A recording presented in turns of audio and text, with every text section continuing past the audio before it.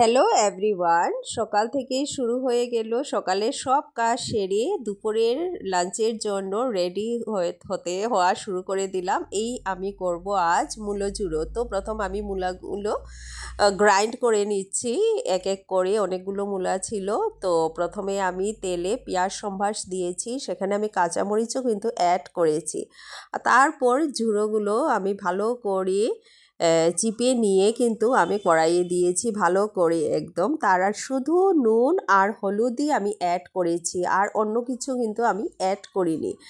কারণ শীতের দিন কিন্তু মূলা দিয়ে অনেক আইটেম খাওয়া যায়, আর সব কিছুই কিন্তু অনেক টেস্ট হয়। মূলা দিয়ে পুঁটি মাছ কিন্তু দারুণ হয়। তো মূলা ঝুরাটা কিন্তু আমাদের সবাইরই খুবই ভালো লাগে। সঙ্গে আমি কিন্তু এখানে কি দেব, এটা দাঁড়াও দেখাচ্ছি, একটু সময় ওয়েট করো। তো ভালো করে আমি ভেজে নিচ্ছি, একদম লো সিমে রেখে আমি ভাজছি। ভাজার পর এখানে আমি তেল কিন্তু একটু বেশি পরিমাণে অ্যাড করেছি, কারণ একদম মুচমুচে হওয়ার জন্য।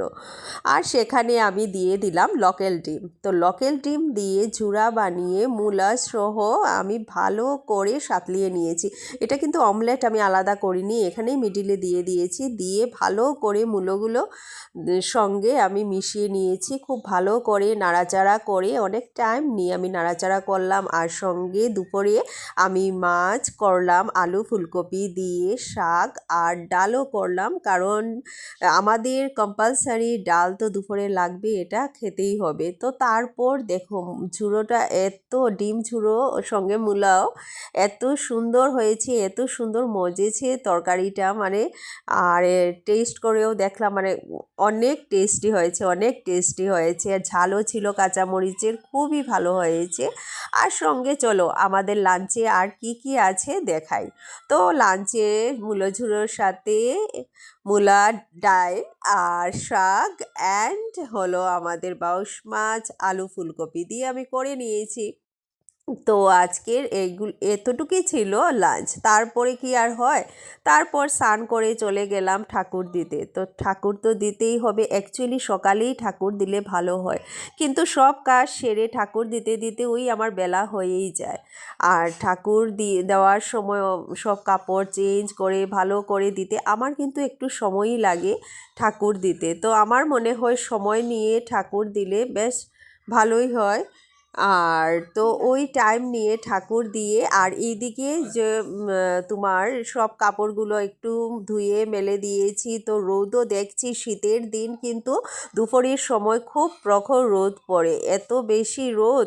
এই দেখো পুকুরের পাড় দিকে যে যে গাছগুলো দেখছো রোদের আলোয় একদম লাল হয়ে আছে। খুবই প্রখর রোদটা, কুয়াশা ভাঙার পর এই রোদটা কিন্তু প্রচণ্ড থাকে, কিন্তু বেশ ভালোই লাগে। শীতের দিন রোদ লাগলে শরীরে খুবই ভালোই লাগে।